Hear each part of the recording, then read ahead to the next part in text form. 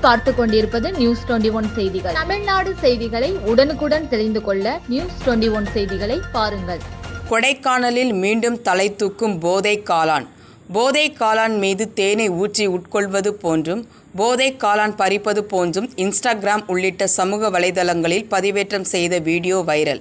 திண்டுக்கல் மாவட்டம் கொடைக்கானல் மலைப்பகுதியில் கடந்த சில மாதங்களாகவே போதை காளான் விற்பனை மற்றும் உபயோகிப்பது அதிகரித்து கொண்டே வருகிறது.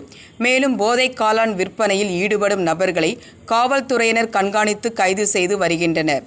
இதனைத் தொடர்ந்து போதை காளான் பயன்பாடு மற்றும் விற்பனை குறைந்த நிலையில் மீண்டும் போதை காளான் தற்போது தலை தூக்க ஆரம்பித்துள்ளது. கொடைக்கானலில் மேல்மலை கிராமங்களாக உள்ள பூம்பாறை, மன்னவனூர், கிளைவரை, கூக்கால் உள்ளிட்ட மலை கிராமங்களில் அமைக்கப்பட்டுள்ள பிரேம், டூம் ஹவுஸ் உள்ளிட்ட டென்ட் கூடாரங்களுக்கு கடந்த சில தினங்களாக கேரளா, கர்நாடகா, ஆந்திரா உள்ளிட்ட வெளிமாநில சுற்றுலா பயணிகளின் படையெடுப்பது தொடர்கதையாக உள்ளது. மேலும் இந்த டென்ட் கூடாரங்களில் தங்கும் இளைஞர்கள் போதை காளானை உபயோகப்படுத்துவதாக இப்பகுதி கிராம மக்கள் தெரிவிக்கின்றனர்.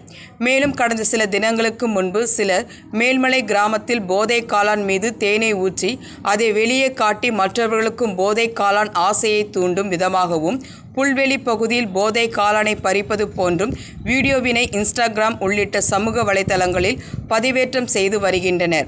இதனை காவல்துறையினர் கவனம் செலுத்தி மீண்டும் போதை காளான் விற்பனையில் ஈடுபடும் நபர்கள் மீதும் போதை காளான் குறித்த ஆசையை தூண்டும் வகையில் சமூக வலைதளங்களில் பதிவேற்றம் செய்யும் பயணிகள் மீதும் கடும் நடவடிக்கை எடுக்க வேண்டுமென பொதுமக்களிடையே வேண்டுகோள் எழுந்துள்ளது. நியூஸ் 21 தலைமைச் செய்தியாளர் கூல் சுரேஷ்.